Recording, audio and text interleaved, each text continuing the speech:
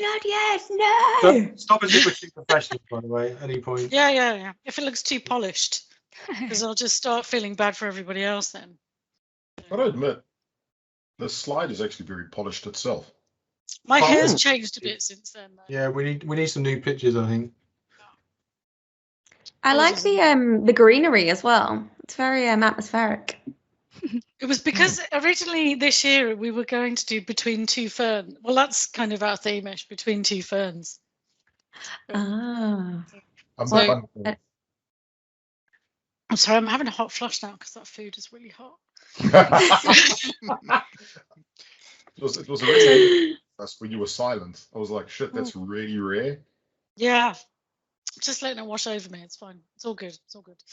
So, ladies, gentlemen, and everything in between, lovely people, willkommen, welcome, et bienvenue, and konnichiwa to everybody for the June Power Platform Virtual Happy Hour, where everyone is welcome, and we'd love you all to chip in if you so choose. This month we have just literally Between Two Ferns, an absolute cornucopia of gorgeousness with Dilyana and Amey, who are here to talk about the highs and the lows of Microsoft marketing. Do we call it dynamics for marketing now, or what's it called? You can't use the word for. That's definitely cancelled. Just call it marketing to save yourself a few syllables every time you mention it. We'll make the assumption. Okay, right. So this is why we're here. So to kick off the meeting, we do have a code of conduct, which is to be aware of others, be friendly and patient, be welcoming and respectful and open to all viewpoints and understanding of differences. Different people have different viewpoints and different opinions, and everybody's perception of things is different, and it is actually that diversity and difference that brings so much change into the world of technology. And we would just ask that nobody stamps on anybody else's opinion, and that you're kind and considerate, and you would treat others as you wish to be treated. If you hear or see anything that you think is unbecoming of this community, then feel free to complain to me or to Chris if it was me that did it, which is probably most likely. Then it's normally your fault.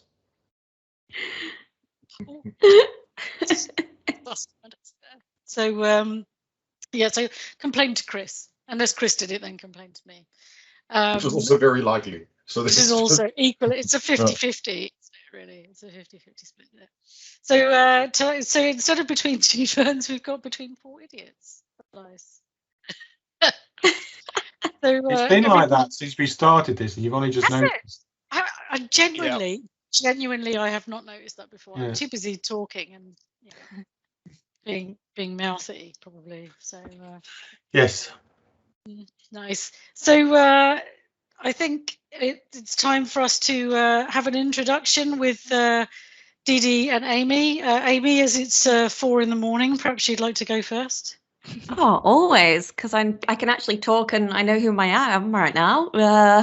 Okay, we should have written this down. Like, my name is Amey. So who am I? I'm Amey Holden.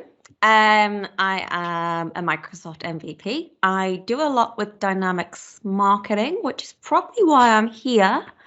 I have the most ruined accent ever, but I'm from England, I promise, even though people here think I'm kind of from there, but from the States. And occasionally I will go into Australian mode, and the letter T's are very confusing to me. And don't talk about the word D-A-T-A, because I don't know how to say it anymore. I'm so confused. I do a lot with marketing, but also pretty much like everyone that works in the Power Platform, whatever finds your way, you'll have to go and work it out and become the new expert, right? So that's a bit about me. And I have a very large passion for Vegemite, which is the Australian equivalent. Yes. The Australian equivalent of Marmite. So very small. This is a long intro, right? Do you stick your fingers in the pot of Vegemite? Yeah, like the rim. The rim, yeah, no worries. I normally go in with a spoon for the main bit. Okay. I'm more of a spoon person. But yeah, that's me. Love it. You will fit right in here, Amey. I tell you that. Excellent. And Dee Dee, would you like to tell us a bit? I feel like I'm on blind date now. What's your name? Yeah, well, so I've never tried Vegemite, Amey, so I feel like I don't know if we can be friends anymore. I'll I send don't you some. good. Is it sweet? Is it sour? What is it? Salt. It's basically like Marmite, but the Australian version. I've never But I'm had not Marmite allowed to before. compare them. I'm going to post you some. I'm going to ask your address straight after this, and you have one coming by express mail. Cool. Oh, Amey, I would like your address because I'm going to send you some Marmite XO, which I have yet to try myself. Have you tried it before? You have? No, Okay. never. No? Okay. I haven't tried it either. We can do it together. Nice. Amazing. It's a Sorry, date Judy. next month. I think that's the very first event at which the first thing I tell people about me is what I have not eaten in my life. But maybe that's how we should open all of the events from now on. Yeah, so Dilyana Radulova, senior consultant with Incremental Group. I also love marketing. Probably the sad thing now is I don't get to do as much marketing things that I would like in my 9 to 5, which means that just to because it's so much fun, I need to keep up after work, but that's absolutely fine because we all know that when we do something that we like, before we know it, we start at 6, and then before we know it, it's 10 o'clock, and then you keep realize you've not been out, you've not done your jogging, you've not done all of the other things that you should have, but you have learned a new thing, so it's all worth it.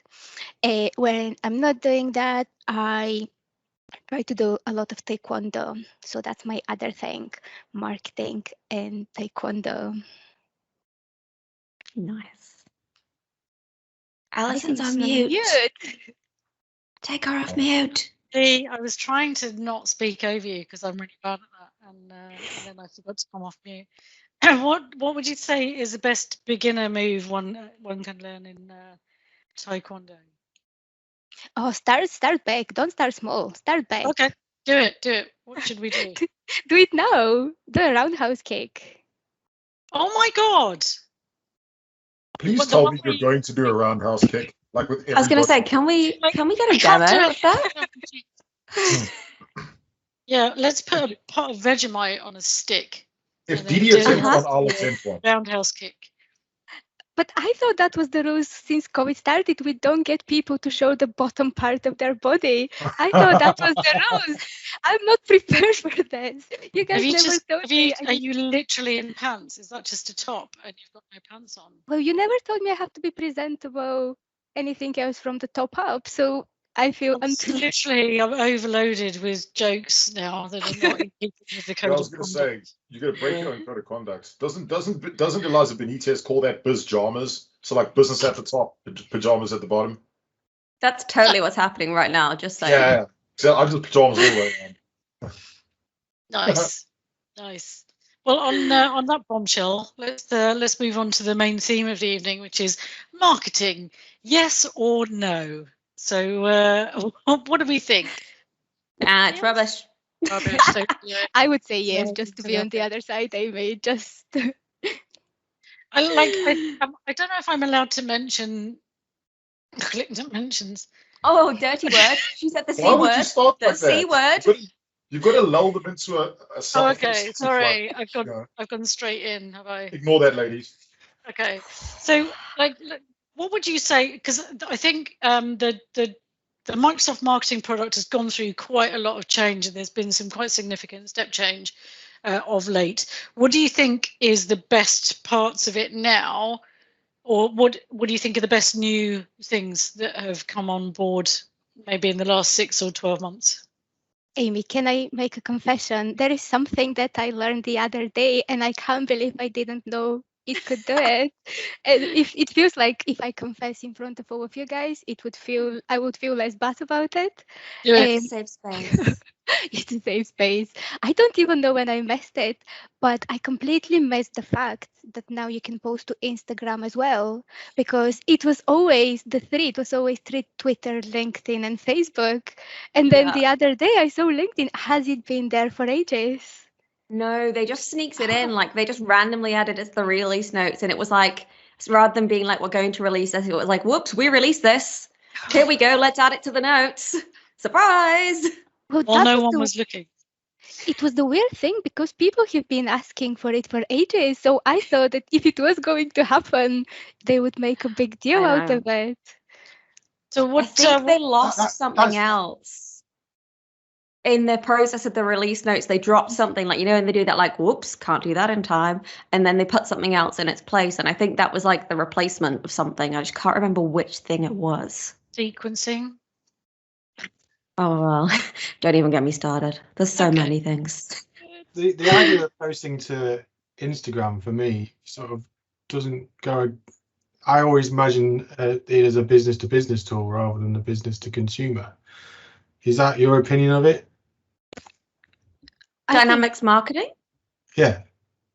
I think it does B2B stronger.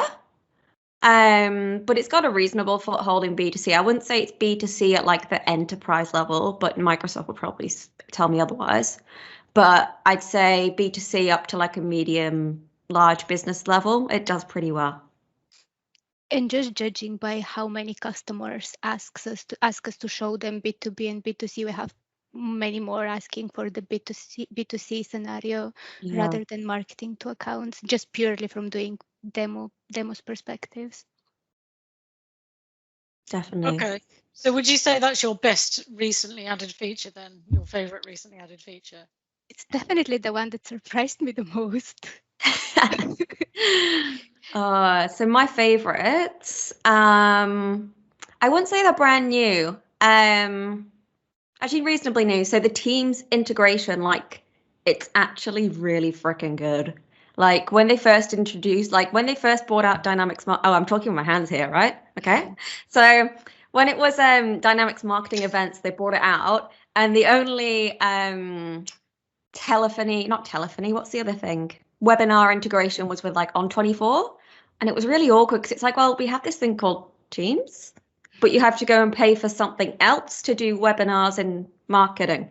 So that was really strange, and that was like for a good couple of years. And then they built integration with Teams. I know Teams is a huge buzzword, so I sound really cliche, but they've actually done it really well. So basically, you'll go in, you'll create your event, and then it says, do you want to host this online? You say yes. And you say, do you want a live meeting or a Teams meeting? And you tell it, and it goes and like creates the whole meeting for you, no admin required, links it all back in. And then when you send out your invites, it sends out like unique URLs. So then if people use the link to join, it then automatically checks them in. So you know that they've attended. So then you're automating this whole thing. Like if you add a speaker in the Dynamics event page as like a record, it adds them to have permissions on the live event in Teams. Like they've done the whole frickin' circle and gone around 500 times. And it's like, wow, that's really cool. So what you're saying is that you can host an event, you can set up the event in marketing, you can host it in Teams, and then you can see who has and hasn't attended. And yeah, okay. Not only that, but my favorite part about this, which again is something I discovered just by chance, but I think it's really smart how they have done the dynamic bet in the emails. So if you send your invite for all of those sessions using the marketing email, it would know, and you send it through a customer journey, it would know whether the person receiving the email has registered for the session or the event, and it would display the join for the session or join for the event link or button only if they have active registration. So I think it's quite neat and smart. So they can't join unless they've registered? Yeah, it means that it's less admin in your marketing emails if you have a more complex customer journey with more branching, doing more things than just that email. Yeah. So, sorry, go on. You can also give them like a generic link, and if they come in, they can still join, but it won't check them in automatically. So there's still access from elsewhere. What I tend to do is I'll print out the report at the end and cross-check sometimes. You just make the assumption that not everyone will get checked in if you give out the non-unique URL, but they can still get in. Cool. Okay. What's the thing that you would improve if you were How long have you got? Well, we've got another 45 minutes, well, 40 minutes. We allow 5 minutes for, mucking about at the back end. So, yeah, can squeeze it into that time. Oh, go on then. So the thing I see a lot, or the thing that trips me up the most, I think a lot of it's coming in the fullness of time, is around this new buzzword of like CJO, which is this customer journey orchestration. So rather than things being started based on like typically it's either a segment, so something you know about me, some data. I'm 29 years old, I live in Australia, and you might know on my profile that I really like Vegemite. So then you can target me about your Vegemite emails. But if you don't have that data, like how do you target me? Apart from if you didn't know that about me. So then what they're bringing in is this whole like event-based marketing, I think is the best way. So it's certain triggers. So if someone opens an opportunity with me, it can then trigger to start a journey. If someone opens a lead with me, it can trigger to start a journey. You can build all these triggers now. This is all in preview, and it's really awkward because it's only available in Europe and the USA, and England doesn't count as Europe anymore, according to Microsoft. By our own choice, apparently. It's all very awkward and Brexit themed. So I think this trigger-based marketing stuff and being able to, because currently you can't do conditions within a journey. So you can't say someone's in a journey, you've sent them an email, and then say if they do something, if they do this. It's very limited in what you can do in terms of conditional branching. Whereas now it's going to start bringing much more richer information into the journey, so then you can be smarter with what you do afterwards. So there's some good stuff coming, but like all good preview features, they take some time, and I'm always cautious with getting excited about how good they actually are. So until you've seen it in action. Yeah. About you, Dini? I think my one would be another preview feature that has been a preview for a bit. And I think it's only fresh in my head because somebody asked me about it yesterday, but it's to do with videos and embedding videos in emails. So that has been, it can do it now, but it has been in preview since I remember the product, actually, since forever. And it's fine, but it doesn't play the video. It would put a picture, you can click that link, and then it would open the video somewhere else. But I think that can be a bit, it's something that people keep asking about. So I'm not really sure if there is a technical constraint behind it. It feels like something that should just work. As an extension to that, sorry, Alison. So I'm probably a couple of years out of date with marketing now. So we put in marketing during my time at Metrobank, and we kind of had it pretty early. And I think it's fair to say that the product was probably released a little too early, wasn't it? It wasn't quite ready, to be polite about it. Honestly, is it at the point of not complete, nothing's complete? I can see Freya's just jumped on video now because we put that in at Metro, and there were issues.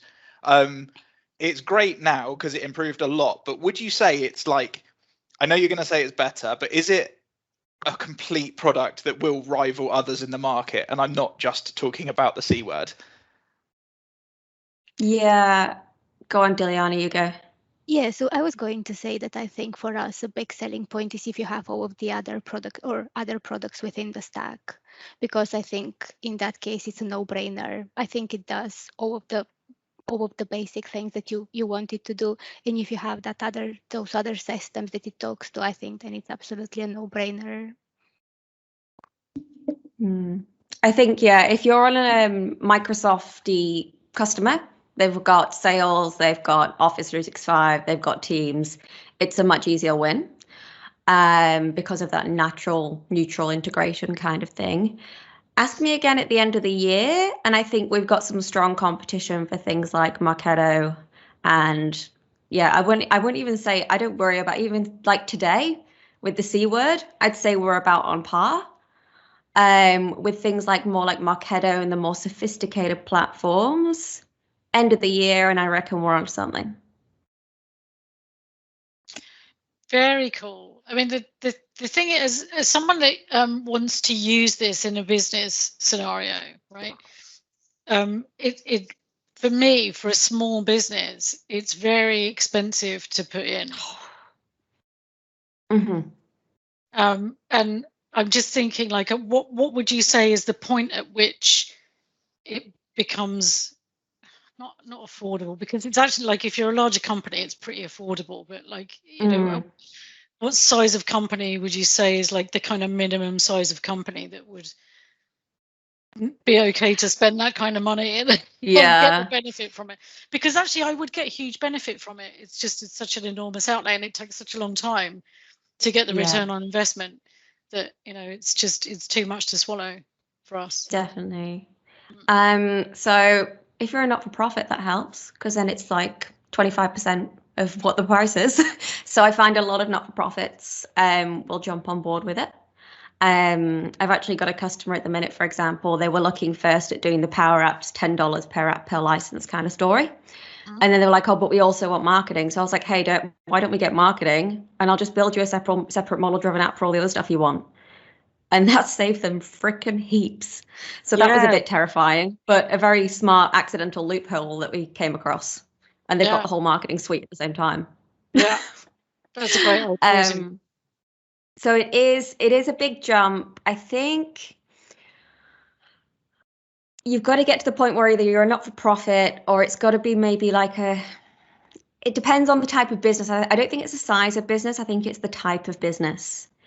If your business relies heavily on a marketing function to do what it does, or relies a lot on fresh leads and a lot of automation, like a lot of people coming through the door, like, but not a lot of people on the other end, then it's really valuable. Whereas if you're a large company that has 7 or 8 key accounts, what are you going to do with a marketing tool that much that's not too hard to automate yourself? So I think it's more about what they do rather than how big they are. I completely agree with that. Yeah, it's a great point. And I think that's why it was so difficult to quantify it. But I think another argument to what makes a company, because you would be surprised how many customers I know that have bought it but haven't made a good use out of it, which is sad because it has so many good features, but it does require a certain personality type, I think, from the marketing team to make good use of it. So I think one thing that I keep seeing over and over again, and it's no offense to marketing people because I absolutely love marketing people, but it's super important to know your data model. So if your marketing team doesn't have that data person, then it doesn't really matter how easy they make building segments. It doesn't matter if it's a natural language or a drop down, you're still not going to be able to build those segments. So I think the tipping point is it's not all about the product, it's also the input on the other end as well that's really important. Yeah, I agree with that 100%. I think one of the things I think Microsoft have done right, and the reason that they were behind in features, was because they were trying to make the stuff underneath work really well, like the data models and the structures, which natively the C word had quite easily done. But I think, like, the question I've got for you guys is, because I think the future is 100% data-driven marketing. It always will be. Marketing's always been about data. It's never been about just emails. But I guess in the world of maybe biz apps, so let's actually not even the world of biz apps, let's look at the full Microsoft stack. You know, we can see, like, you know, Power Platform has been democratized across the whole stack. Marketing is considered a first-party app. Do you feel like marketing's breadth will grow across the rest of the areas and not just Power Platform and Dynamics? And do you think that they'll start leveraging those data structures? I think 100% it will. Something that I have been thinking it will happen for quite a while, and I'm surprised it hasn't gone that way. But I feel the marketing app, the way we know it now, I think it will probably split. I feel the it deserves its own almost app or space because it almost feels like a separate thing to everything else. So I think that's probably where it will branch out. Yeah, I think as well, like they're bringing out this whole like webinar and Teams type thing. That's basically the event section of marketing is what I feel that's going to turn into. And I feel like it sits better there. Like, I know it is marketing to do these events, but I don't think it's just marketers that need to use the marketing platform. And I've Yeah. also seen a lot of different uses of marketing. So one of my first deployments I did was actually a company that used it internally for their staff communications. Because they had like a bunch of newsletters that they were sending out and staff information, along with some external marketing. So they just used the Dynamics marketing platform to do that, rather than having a separate MailChimp system over here and sending out Outlook emails and getting cut off at 250 people and all that good stuff that happens. I've got horror diff- stories about internal marketing now, Amy. Oh yeah. I'll tell you those when we do finally meet. Oh, I'm but intrigued. now we all want to know now, Carol. No. It's between me, and my client at the moment. I think that's such a tease, Carlos. But I think what's really interesting is that I think people expect that they're going to put a marketing automation system in and then just leave it to run. And a lot of people don't have an expectation that they still need a marketing person to run that, right? Because it's not going to create content for you. It's not going to, you still need the interaction with it. And that's a very valuable piece of that puzzle, right? So I think if people are expecting that they're just going to put in whether it was this or anything, if you think you're just going to put in a marketing automation system and it's just going to drive 1 million people towards your business, then you're quite sorely mistaken. But that's always the issue, isn't it? That the shiny new tool is beautiful and shiny, but if you've got a hammer and a chisel, you actually need a carpenter to do it, because otherwise they just sit there looking beautiful. And I think that's where some more sessions around training, some workshops, some getting the information out there.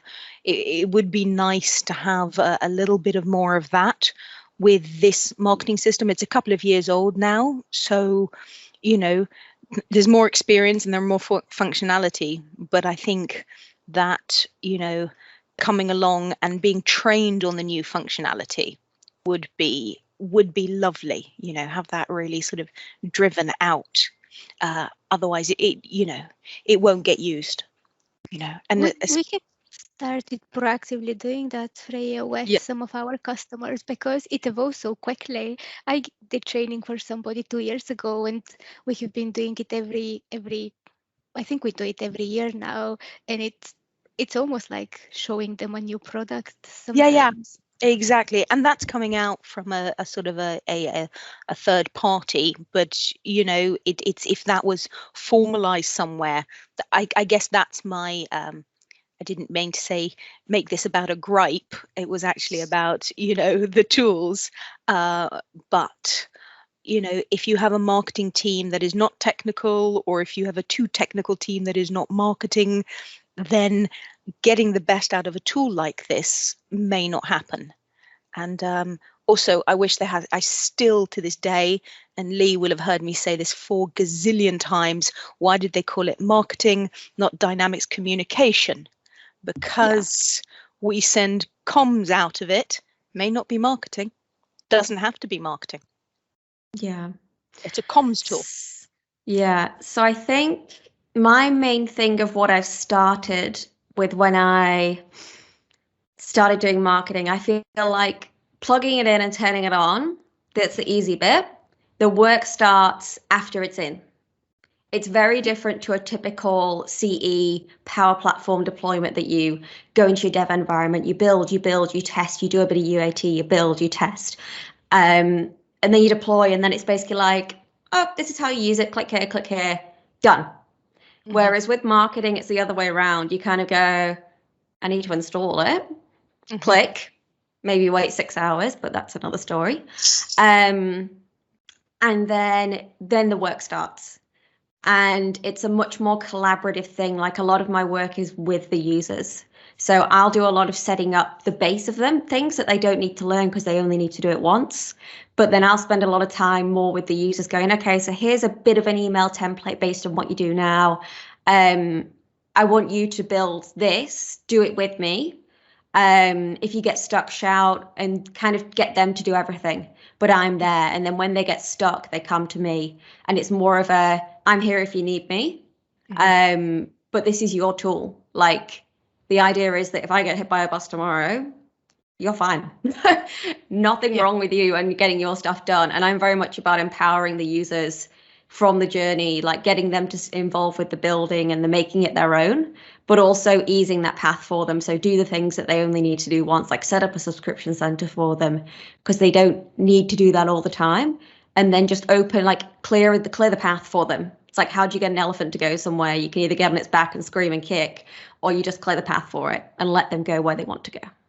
Yeah, and that's sort of speaking to the kind of the non-tech marketing user at the end, rather than a sort of a marketing operations, function. But I guess it's that then is the model that you need the middleman, the consultant middleman who's doing the learning, but it's the learning by experimentation rather than having stuff. So I think it would be nice to have a little mix of the learning by experimentation, which I mean my team do all the time. Permanently.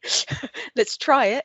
And then also more formalized training, like, hey, this is the new tool.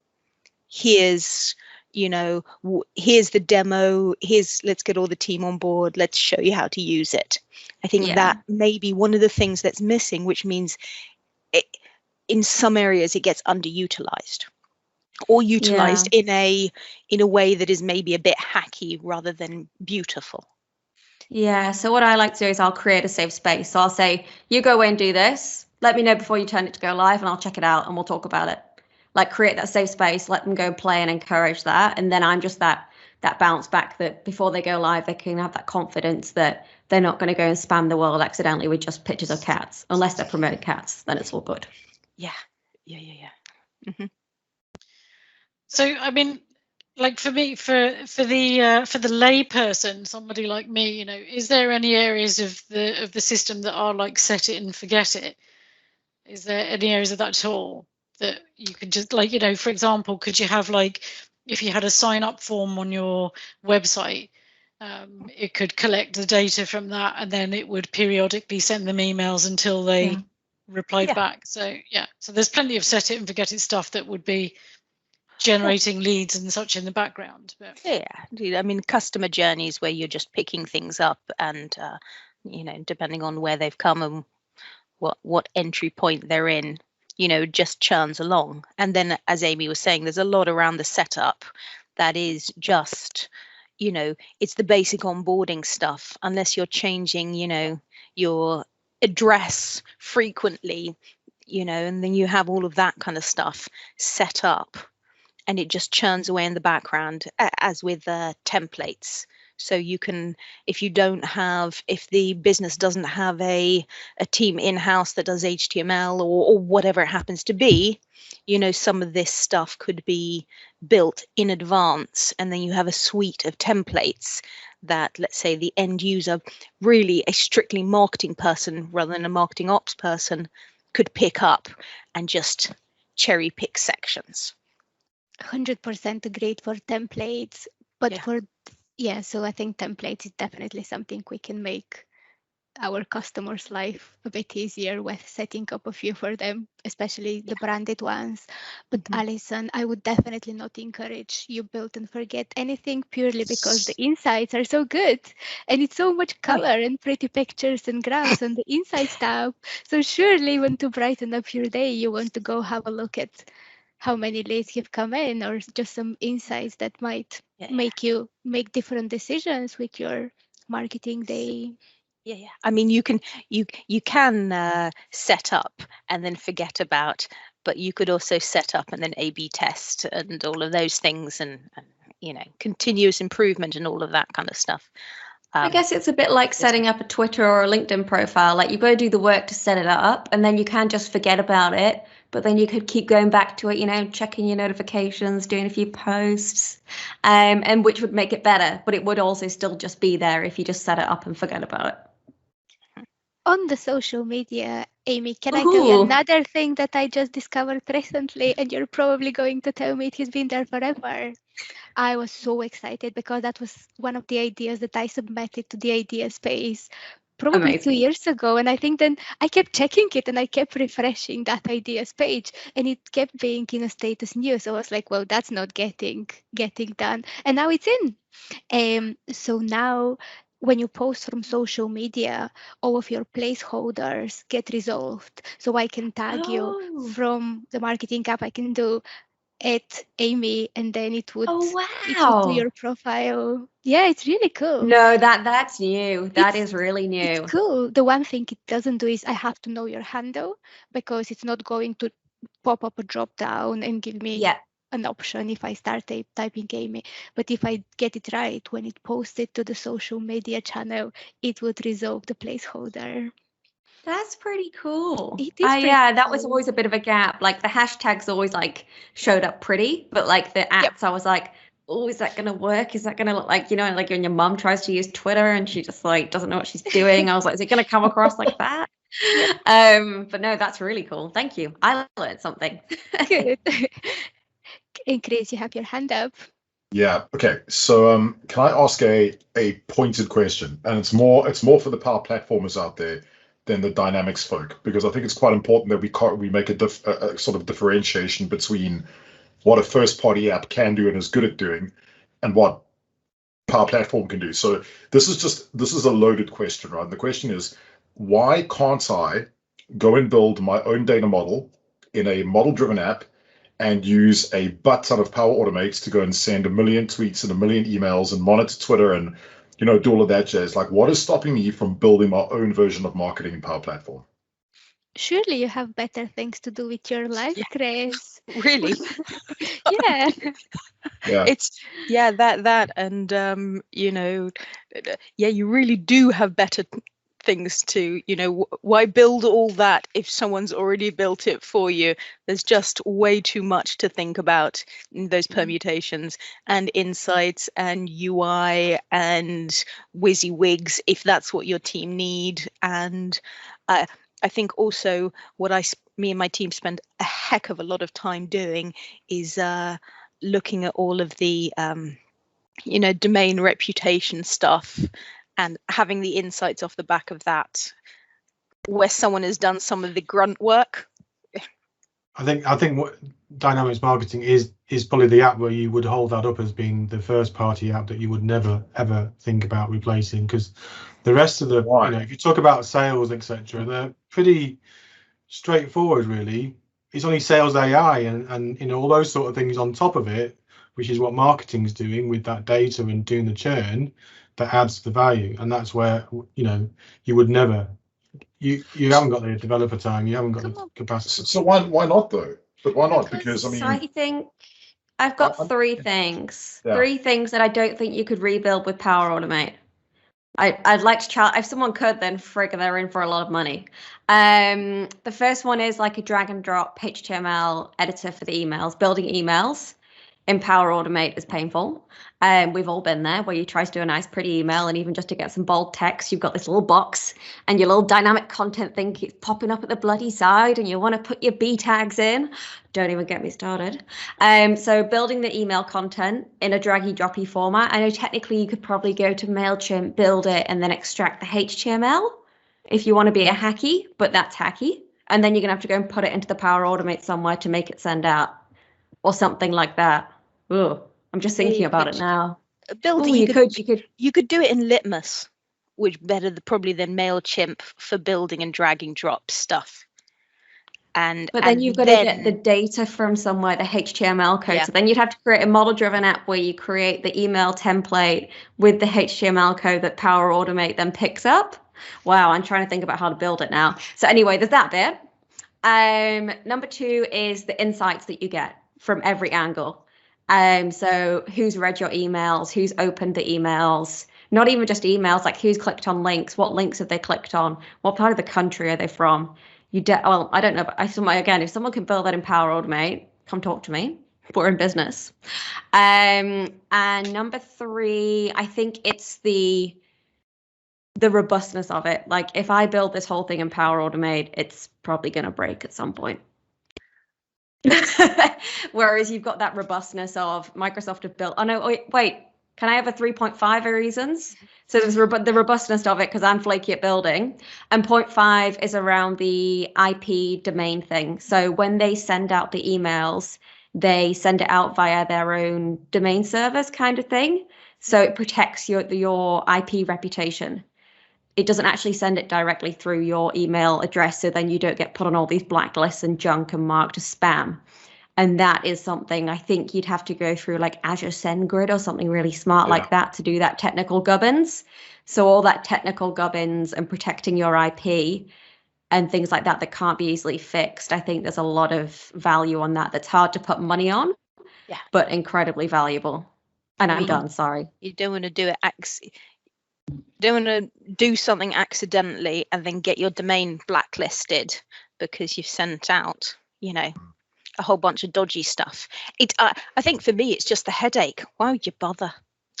Well, that's the thing. What I love is that Power Admin, whoever that is, has said Chris would build a Power App to orchestrate the email. Well, can I ask Dee a question actually? Because I know Dilyana's done a lot of stuff in like the journey management piece, and I follow you pretty closely on LinkedIn actually, because my marketing knowledge when it first came out, I remember chatting to Freya about this actually years ago, and I thought it was shite, if I'm honest, like I really did. And then I sort of, Amey, and I follow you as well, by the way, and I watch sort of how it's grown. But Dee puts out a lot of really great content on like what the UX does and stuff. So Dee, for your like top 3 things that you don't think building a custom Power App will help or work, what do you reckon? Any examples? I don't even think, just as I said in the chat, just because you can, I don't think you should, purely because it will be so disjointed, because we seem to be very focused on email, but email is not the only thing marketing can do. Another example is the landing page and the sign up page, where you put something out there and then leads come in. Then even think about building that matching strategy in Power Automate. I'm sure you can. I'm sure you can decide. You can ask your customer, do you want it to be first name and email? They would say yes. And then 2 weeks later, they would say, oh, can I have the phone number added as well? And then you either teach them how to change the Power Automate, which why would you? Or you keep changing it for them, but then it's very dependent on you. So it's difficult to support whatever you build. And then, so I'm sure you can, for that scenario, you can put a customer voice form, you can have a Power Automate getting the submission, creating something in Power Platform, but it's not a good solution. Again, the UI is not great. I absolutely love that new thing that, again, they put in the email editor, where it prettifies your HTML for you, and it puts it in the back massive HTML editor. Such a simple thing. It's been missing for so long, and it absolutely changed my life. It's one button, but it's absolutely changed that. So that has been... Actually, that's a really good, for you guys who are doing that. Often we're still hard coding our emails, so we're not doing drag and drop, and that post-processing button that at first they allowed that you to turn it off so it didn't muck about with your HTML, and now they've taken it away completely, and now they've taken the button away, so you got to know what the code is so that you just put it into your code anyway, and so it's still there, and now they're stripping that out and mucking about. Does that not irritate you that, your code is being overwritten by something else? Something knows better. Someone that knows better. Do they know better? Have No, they don't, tested it the way we have? It does. I try and encourage my customers that, like, if they're going to pay this much for a tool, like, use it. Don't go away and start doing your HTML coding. Like, use what we've got and make the most of what's there. Like, they've built it for a reason. I know maybe 2 years ago, if you started then, you'd be like, bloody hell, this sucks. But now it's a hell of a lot better. And I really encourage customers to start with the templates, use the drag and drop, and they'll reap the benefits going forwards. Really? The templates are amazing. I think that was a life changer. And again, it's a simple thing. I'm sure it was really easy to build for the engineering guys, but giving a customer something to start with. Chris is another example why building it from scratch is not a great idea, because you just have to recreate things you can't make it easily configurable as it is in the app. And so you guys really use the drag and drop, and you don't find that you have any rendering issues with that. And Now that they've it's brought out the all- new flexible columns. Hardly any problems. To be Flexible honest, columns is I trust yeah. that better than I trust the HTML that somebody has Yeah. written. Okay. I'll go in and tweak stuff. I might go in and like tweak a little bit, but I play really Right. cautious. I use their outline, their templates. Yeah. I might within a certain section do some tweaking, but Mhm. within the outline and templates, I trust them more than I could ever build myself. Okay. Well, that's really interesting. So I think we're going to have to go back and have a little play around Yeah. with the templates, because up until now I trust our own coding more, but that's really cool. It's nice to hear that other people are using it and it's not bust, so that's good. A lot Another better. good thing I did with emails today, and again, you guys might tell me you have been doing it for ages, but so videos don't render that well in emails, but GIFs render very well, and they're Yeah. very pretty. Yeah. GIFs in emails. Priorities. Yep. Yeah. Well, I I love a I think love a good GIF. GIF. yes. It just make sure that the first slide on your GIF is the image you actually want for all those people still using Outlook 2007. You know, that's all. Wait, what happens? Well, it doesn't. You just a GIF okay. is a lot of clients won't they won't be animated, so you just see It's the just a first screen. still. So it's like Right. whatever it is, that's the first still. So you're going to make sure it's. I was doing a talk once, and the GIF failed on my PowerPoint, and it was about an interview situation, and I had a GIF from where they go on an interview in Step Brothers, dressed in tuxedos, and one of them pops out from behind the other one, and it was a little bit lost, to be honest. Yeah. Well, that's so. If you're basing any of the humor in your email on the GIF, Yes. yeah. All of my humor is entirely made up of GIFs.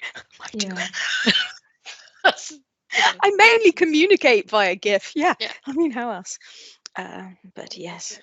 So, No, in terms of like doing an install, I'm just aware we've only got about five-ish minutes left.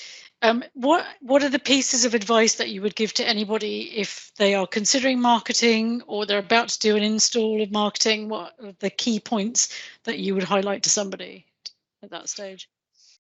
I think they just need to plan for the work, because I think what a lot of people come to us is they'll plug and play. We might give them training for a few weeks, but then they expect to go live the day after.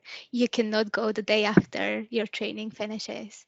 You need to plan to learn how to use it and build your content. Mm-hmm.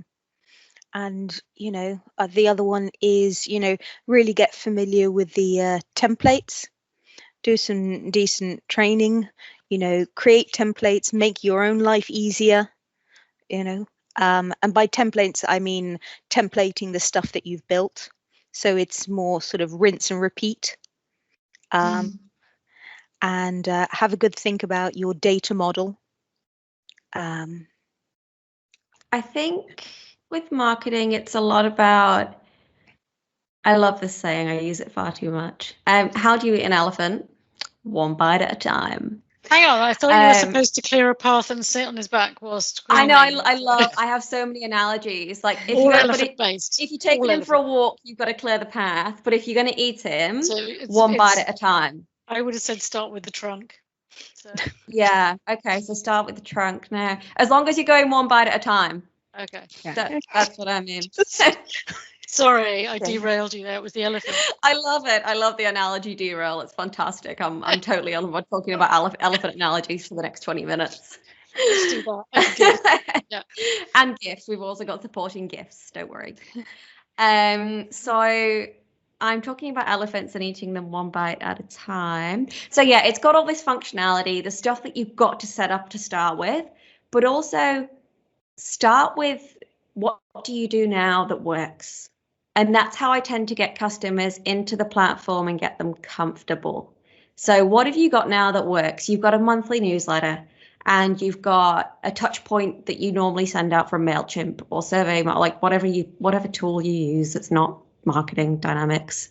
And just do that and take them on that journey to rebuild that and get them to kind of like a ground zero, a status quo.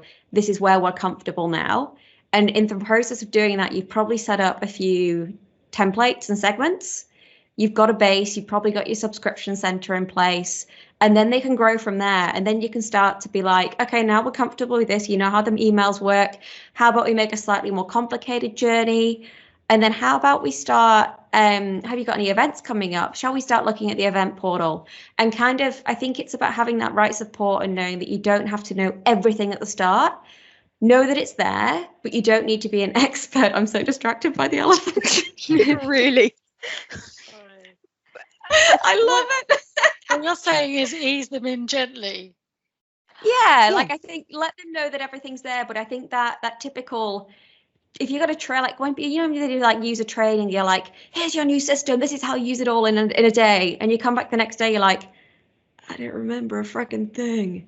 I think it's about making sure you've got that support network to be able to drip feed, know everything that's there, but then also take your time to dive into each thing and do it naturally through the process of what your marketing cycle would be. Yeah. So learn as you go. It's the same with, I mean, onboarding, and I'm going to be shot here, but onboarding one platform is somewhat like onboarding another platform. You've got to think about the structure, and you've got to think about warming your IP and all of those technical issues and making sure the data is correct and you've got all your consents and everything like that. But you then also, just because you've got a new tool doesn't mean you suddenly forget about the marketing. You still have to have a marketing plan. You still have to, have your marketing concepts that you're testing out. And it's, you slowly tweak and refine. That's how you go. This tool doesn't change any of that stuff that someone who's been using another tool does. It might make it slicker, it might make it easier. The insights might be fed to you rather than you having to export and falafel around with an Excel spreadsheet. But you still got to do the thinking behind it. Yeah. Elephants and Marmite. It's all there. I mean, what more Is could that you want from the virtual is that how happy you hour? eat an elephant? Is Coat it in Marmite? Yeah. Smother it in Vegemite. I'm Yes. changing my setting. Yeah. I'm changing my saying. It's now, how do you eat an elephant? Smother it in Vegemite. Yes. I also love that you just said falafeling around. I'm just going to draw up on that. Falafeling around. I totally love that. That's happening more often in my life. Falafeling around. That's like vegan banter. Yeah. Alison's vegan banter is strong. It's because she doesn't have any other banter. Oh. Burn. Do you want some Vegemite for that burn? No, but I'm going to fluffle around the subject until everybody becomes vegan, and then. I'm on it. I'm on the train. Don't worry. I'm there. The veganism is strong in this one. But the transition period smells. Just saying. It's not just a transition period. Like going from non-vegan to being a vegan is dangerous. It's a dangerous month of my life. I'm going to say Stuart is obviously still in transition. So, yeah. Story for another day. There's some people looking very distressed on the call now. Just turned up the toilet humour. It's, what, it always descends into chaos, quite honestly. Carlos, have we got a slide with the stuff that's coming up? No. No, okay. There's stuff coming up this month. Carlos, you are useless, bro. Well, yeah, If you would... just that earlier, I blame Chris. I think the overarching themes for this evening were, if you don't train people and you don't invest in creating good content, then you're not going to get a return on investment. And it's easier than ever to get all of your events and templates, etc., and social media posts organized through marketing. Now, I think the thing for me, the thing that makes the difference, that is all the difference, is having all of that really rich customer data all in one place, right? Yes. And knowing that you have everything all in one area, and you can query that data however you want and dice it up, etc. So if everybody would like to clap and say thank you very, very much to Didi and Amey. Their contacts are up there for you. And if anybody has any closing thoughts, please feel free to share them with the rest of the class. Vegemite's better than Marmite. You put what? A dodgy what? Put a very important poll up in the chat. It's very, very key that we all respond. You missed a very, very important section of that poll, which is, oh God, no. Yeah. Why can't I see the poll? I was thinking that, Alison. I don't see one either. I don't see the poll. It says a poll. It's just voting for with your thumb or your heart. Mm-hmm. Oh, yeah. You could have put an actual poll. You know. Yeah, you could have done that, Chris. No, I can't because I don't have access. So. The thing is, I love them both. Now, so here's the thing, right? I love them both. I love both Marmite and Vegemite. They do taste slightly different. However, as anyone who was on the last Thursday night virtual pub will know, I in fact I buy the Sainsbury's own Marmite, the Sainsbury's reduced salt yeast extract, because it's got less salt. Right? Controversial. It's very controversial, yes. So, and we made several jokes about client expectation versus client budget, although the difference is like 25p. So, you know, not really saving a huge amount of money. Hey. So, what was it? I was going to say every little helps, but I think that's the same for Tesco, isn't it? Not Sainsbury's. We only have Sainsbury's. I don't even have a Tesco around. That marketing worked with you, Amey, didn't it? Yeah. Worth it's one of those supermarket things. It's a supermarket thing. Yeah. Worth every penny. Because all I can think of as well is I just think of that's Asda price, where they tap the bum with the coins in. That's Asda price. The thing is, nobody has coins in their back pocket, do they? No. No. And cards don't make the same noise anymore, do they? No, they don't. And nobody carries cards either. I can't remember the last time I used a card or cash. So bonkers. So that, I think that is enough bants for the evening. I'm sure the GIF madness will continue if anybody wishes to stay past 8 o'clock. But all that remains is to say a massive, massive thank you to Amey for getting up at 4 a.m. and joining us on this call. And a huge thank you also to Dilyana for bringing the best info as always. And also thank you for Freya, our unexpected participant, which had